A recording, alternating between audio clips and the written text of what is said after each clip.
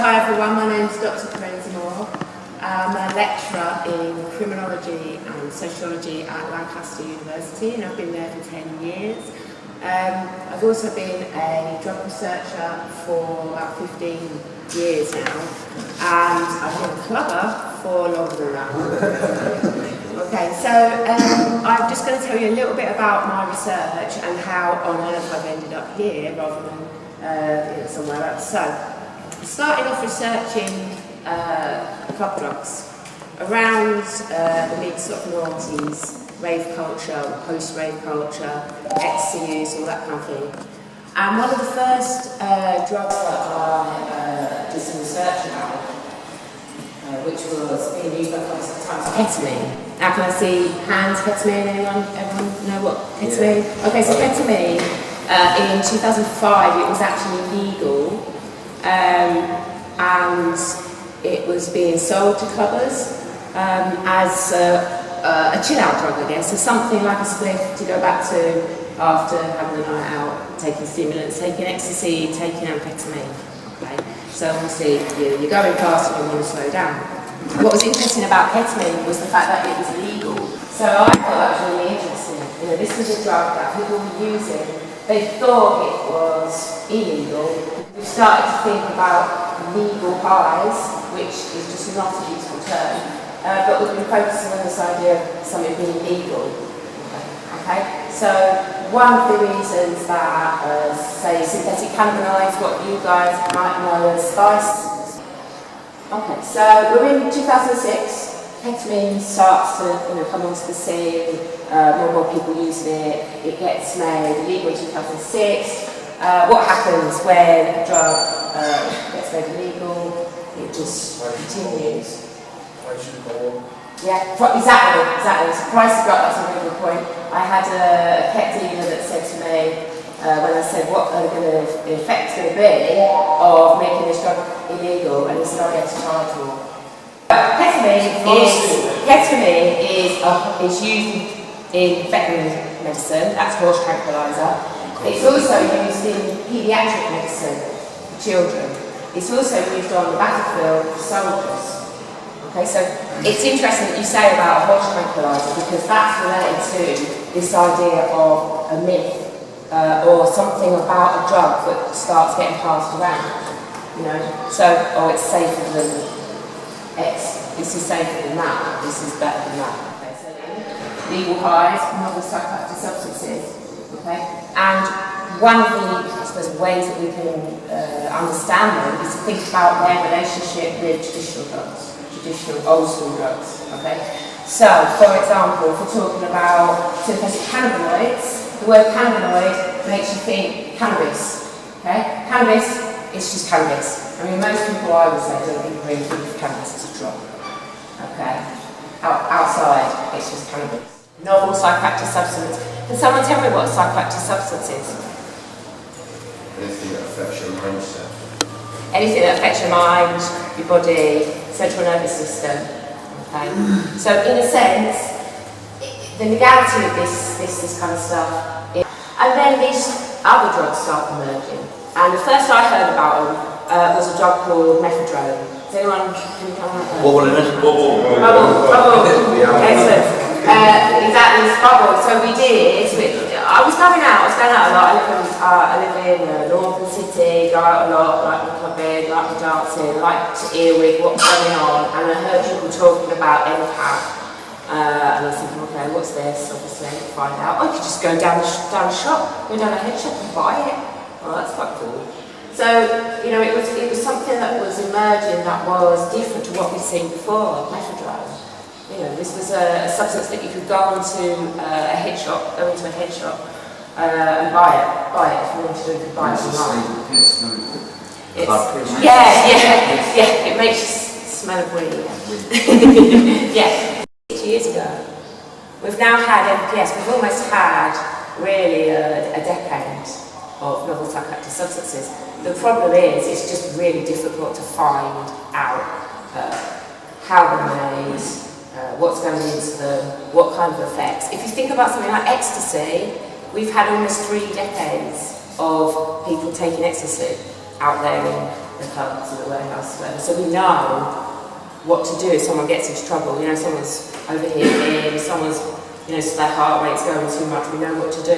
One of the issues with novel psychoactive substances is the fact that they're unknown. We know stuff about them, but compared to what we know about old school drugs, we actually don't know that much, and that's part of the problem, okay? So, novel psychoactive substances basically emerged around 2008, 2009, you know, really came onto the scene when the purity of heroin failed, MDMA, cocaine, there was a move towards homegrown, basically industrial grown skunk, and we saw a lot of changes in the drug market. Okay. So, in a sense, it's presenting us with a bigger problem just because we don't know as much about these particular substances. Okay. Can anyone just give me a shout as to what you feel like you do know about novel psychoactive substances? So if I say to you, spice or synthetic cannabinoids, what do you know about them? Roll the prison system to the knees, that's what it's called. Strips the weight off you. Okay, so you lose weight, which is not good. It's addictive to crack. Okay. Maybe even more. Makes you paralysed. Yeah. I know a lot of people have got stomach ulcers from it as well. Stomach ulcers, that's It's interesting. made a lot of people self-harm. Yeah. So there's often a combination of mental health issues, adding synthetic cannabinoids, and you've got quite a dangerous mix there. Yeah. I mean, anyone that's ever had ketamine will know that people do weird stuff with ketamine. The difference is how weird. Okay, you know, there's a continuum, isn't there, really? To a certain extent, there's behaviours that are a bit odd, but there's behaviours which are off the scale. No, a bit, yeah, unbelievable. Like I said, I've been a cover for nearly over 25 years, and some of the things I've seen in relation to novel psychoactive substances in terms of behaviours has been absolutely shocking and not a lot shocked me, to be honest. So I think that's one of the things. I see I'm not a dog in with passport on Australia. So again, I was in Australia I just had a pipe and that, and I looked and there was a little dog in with passport. a metal dog.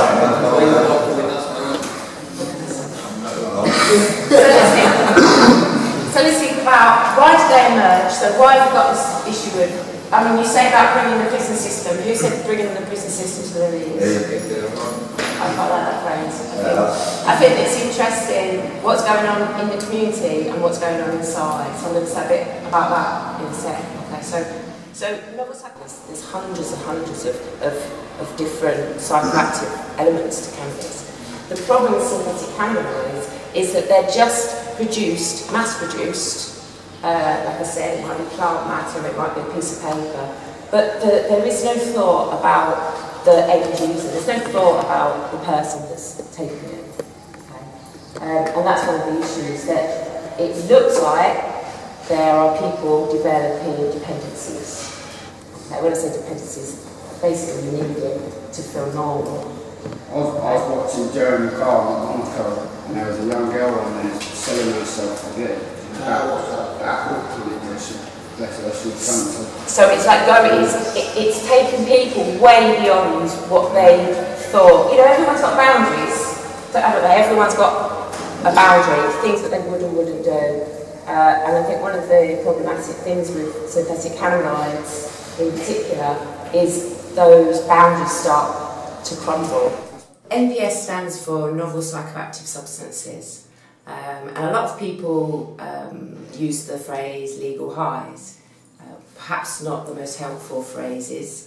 Legal highs often are not legal. In fact, they are no longer legal.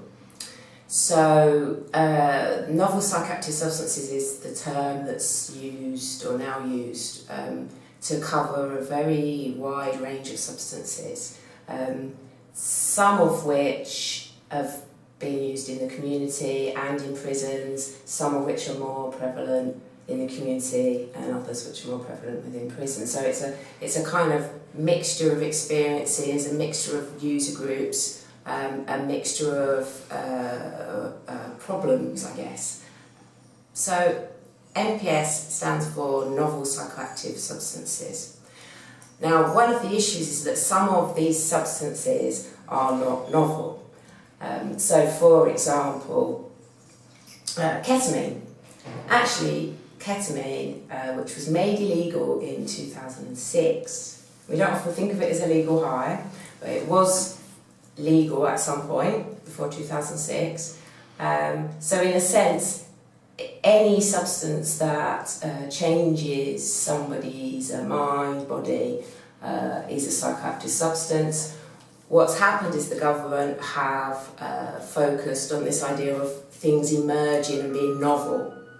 And as I said, sometimes these aren't actually novel substances, sometimes they are. Synthetic cannabinoids in particular are novel, although they are familiar to a certain extent because they relate to cannabinoid receptors in your brain, in your body.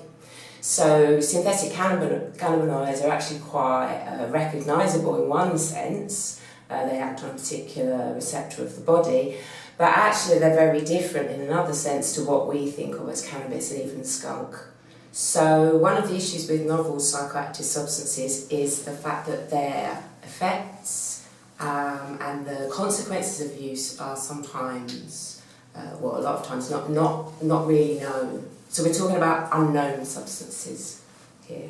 That's one of the issues, is that particularly for drug services, be they in the community or in prisons, it's very hard to help people if you don't actually know what's in the substance that they're taking. One of the main issues with novel psychoactive substances, as I said, is that they are unknown. So they are either things like failed medicines. These are the medicines that would never have got to human clinical trial, for example. So out there on the internet, there's the chemical formulas easily available, and people can make these particular substances. And as I said, some of them are failed medicines, some of them try to mimic the effects of more familiar drugs. What was known as MCAT, methcathinone, tried to mimic the effects of ecstasy, of MDMA. So that's part of their supposed appeal, and part of the reason they emerged as well. One of the reasons NPS emerged is the purity and availability of what we might think of as traditional drugs. So we're kind of in a world now where before about 2007, 2008, we as drug researchers, people in services, people working with alcohol drug users, we kind of knew where we stood. Okay, though, so for example, heroin use, we know that causes people problems, but we also know how to deal with overdoses. We even know how to possibly prevent an overdose. And we know, for example, what kind of clinical support somebody might need in terms of treatment. When it comes to the novel psychoactive substances, we don't have that kind of information. And when we do, it often changes so quickly that what we knew last month becomes defunct, becomes out of date quite quickly. So one of the issues with NPS is just how quickly the market changes. If you think about something like cannabis, good old-fashioned cannabis, let's say. We know about that substance. We know that if, for example, the cannabis is produced with high THC, then that is more likely to cause people issues, particularly those people with existing mental health problems. So, although say skunk is stronger, or it's got higher THC than cannabis had before, we still kind of know what the deal is. If we're talking about synthetic cannabinoids, then we really don't know. We don't know what chemicals are in them. And one of the things we do know is that if there is THC in synthetic cannabinoids, it tends to be a multiple of strength where it is so strong that the human body just can't cope, in a sense. So that's one of the main issues, is the strength of some of the novel psychoactive substances.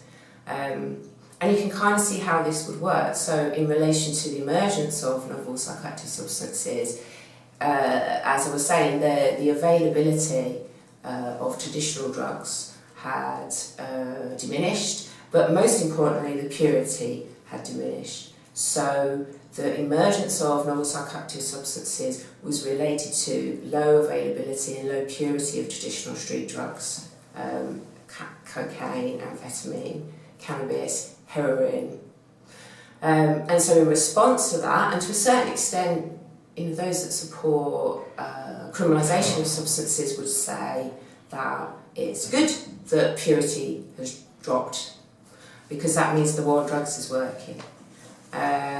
But everything has consequences. So as happened around 2007, 2008, the purity of traditional drugs fell, and what emerged was novel psychoactive substances, or what people tend to call legal highs, not very helpfully.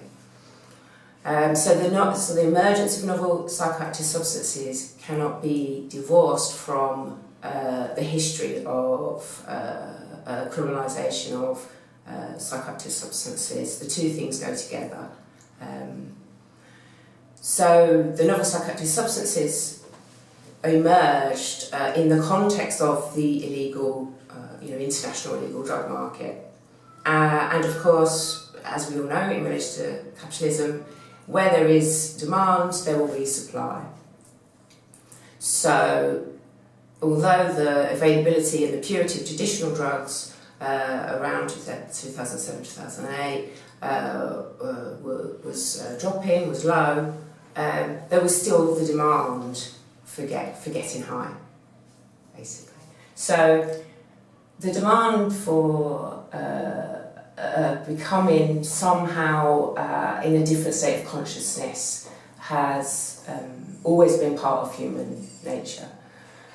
What happens is that if the demand is still there, but the supply has been kind of choked off, as some argue happened in the late noughties, then people will find ways around the law. People will find new ways of producing substances that people want. Okay? It makes sense. So, really why NPS emerged, as I said, was related to the drug market as it was at the time. Come 2010, we really saw a kind of explosion of these use of these particular substances. And the first really to come onto the radar was MCAT, at least in the community anyway, amongst clubbers. So they're a group, clubbers, they're a group that we call early adopters. So the reason, one of the important things to focus on is club drug use, because club drug use is often a kind of signal of what might happen in the community. In the broad drug using community. We saw that with methadone, so it was actually gay clubbers down in London that were amongst the first to use methadone, normally just on top of the substances that they were using, so poor quality ecstasy, poor quality cocaine. And actually, from that kind of point, methadone, partly because it was covered by the media, was advertised by the media, which meant that young people who were looking for a particular kind of stimulant high we're hearing about this substance called methadone, or MCAT, and that was sort of one of the reasons that they moved on to or started taking methadone, because it gave them a high. When I interviewed clubbers over the years, and they were talking around 2010 about methadone, they would say, "Oh well, it gets me high, so that's good enough." So this idea of a demand and supply is very, very important, and that's works its way out in terms of the community and in terms of prisons as well.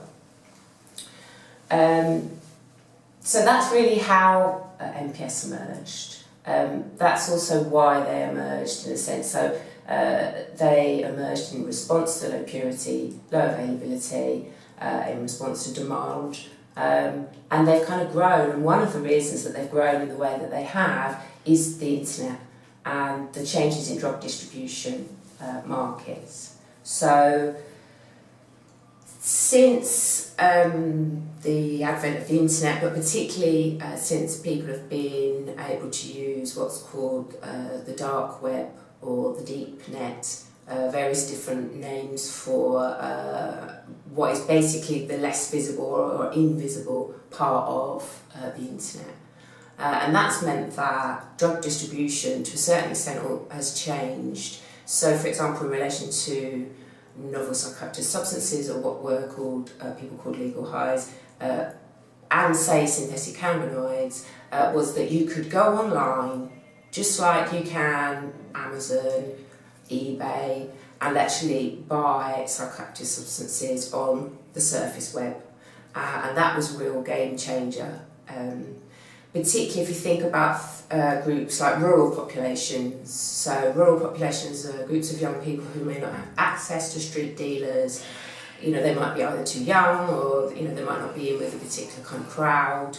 And they were able to either access novel psychoactive substances, synthetic cannabinoids in particular, by going into head shops. So that's just a shop that sells drug paraphernalia. We've had them for years, decades, in the UK. Or they could buy them online, they could buy them online. And of course, the only thing that restricted people purchasing novel psychoactive substances online was the amount of money that they had, whether or not they had a credit or debit card. So, you know, it's about availability. So we went from a situation of very low availability of psychoactive substances of any form to easily available psychoactive substances, available on the internet, available now on the deep web. So I think in terms of where we are now, I guess if we think about the present situation, we've talked about how these substances emerged. I like to compare them to what might be called traditional drugs. And one of the biggest differences is about what we know. So obviously we know certain things about amphetamine, we know about speed psychosis, we know how problematic skunk can be for some people. But really we're still only learning about novel psychoactive substances, synthetic cannabinoids in particular. Synthetic cannabinoids seem to pose one of the biggest risks, and that's related to several different issues. So it's related to the way that they're produced, it's related to the unknown strength or the variability in strength of different batches. So, if you buy 20 bag of cannabis, 20 bag of weed, you pretty much know what you're getting. If you spend £20 on synthetic cannabinoids, you don't necessarily know what you're getting.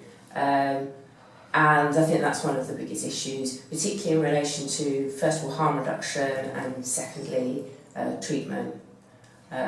It becomes very difficult, and I think it's interesting the way that in the UK, alcohol and drug services, both inside and outside prisons, have sought to adapt their practices to this sort of emerging problem, and that's really positive in a sense.